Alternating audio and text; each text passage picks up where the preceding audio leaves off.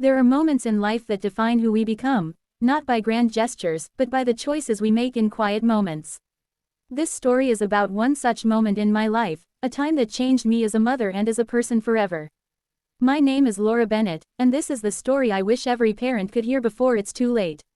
I grew up in Ohio, in a small town where everyone knew everyone else's business. Life was simple: Sundays at church, summers by the lake, and winters that tested our patience. I married my high school sweetheart, David, when I was 23. We weren't perfect, but we were honest, and we were trying. Together, we built a life filled with laughter, late-night talks, and a dream to raise kind-hearted kids who'd grow into decent adults. When our daughter Emily was born, everything changed. I remember holding her for the first time and realizing how fragile love could feel, like holding your heart outside your body. She had David's smile and my restless energy. As she grew, she became the light of our world. But somewhere along the way, I forgot something vital: that light also needed to be protected from the shadows I couldn't always see. When Emily turned 12, things began to shift. She used to run to me after school, but now she disappeared into her room. I brushed it off as teen moodiness. When she stopped joining us for dinner, I excused it as homework stress. I thought I was giving her space, but what I was really doing was giving her silence. And silence, I would later learn, can be dangerous. One afternoon, I found Emily sitting on her bed, staring blankly at her phone.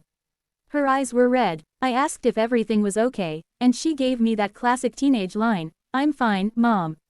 But there was something hollow in her voice. I told myself not to pry. After all, I trusted her. I trusted her friends. I trusted the world to be kind. I was wrong. A few days later, her teacher called. She said Emily had been withdrawn, distracted, and her grades had dropped. I was confused. She'd always been a bright student. That night, I knocked on her door. "Emily," I said softly, "can we talk?" She didn't look up from her phone. I sat beside her and tried again. "You can tell me anything. You know that, right?" She nodded but said nothing. When I reached for her hand, I saw her phone screen light up. A message flashed before it disappeared: "Don't tell anyone, or else."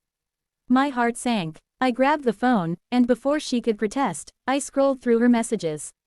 What I found shattered me.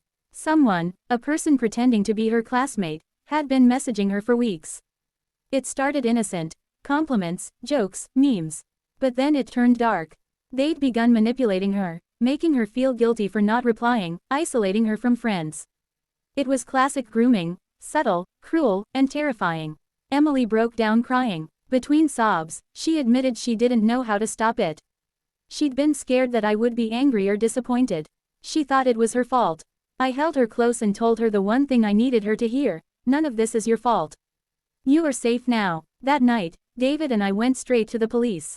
The messages were traced, and the person behind them wasn't a classmate, it was an adult from another state, hiding behind fake profiles. He had targeted several children in our area. Emily's courage to speak up helped the authorities stop him from hurting anyone else. But the damage, the emotional kind, wasn't as easy to undo. Emily began therapy, and so did I. I realized how blind I had been, how I had mistaken trust for protection. I learned to be present, not just physically, but emotionally. It took months, maybe a year, before Emily truly smiled again. But she did. She started writing poetry, joining a community club, and rebuilding her confidence. We rebuilt our relationship one conversation at a time. One night, after dinner, Emily said, "Mom, can we do something?" I asked what she meant, and she replied, "Can we tell my story? So maybe another kid doesn't have to go through this alone." That's when we started giving talks at schools and community centers. We shared our story not to spread fear, but to spread awareness. Because every parent thinks it can't happen to them, until it does. Now, whenever I speak to other parents, I tell them this: don't just ask your kids how their day was. Ask them what made them laugh, what made them uncomfortable, who they talked to, and most importantly, make sure they know they can come to you about anything, without fear of judgment. Our story has a hopeful ending because we faced it together. But it could have been so different. I often think about how close I came to losing her, to silence, to fear, to a world I didn't even realize she was battling inside her phone. I'm sharing this today because I want you, whoever you are, to remember this truth: being a good parent isn't about giving your kids space. It's about staying close enough that they never feel alone. So if you're listening to this and you have kids, check in on them today. Not with judgment, but with love. Not with rules, but with presence. Because sometimes, love isn't loud. It's just consistent. And that can be the thing that saves them. I'm Laura Bennett, and this is the story I'll keep telling until every parent hears it.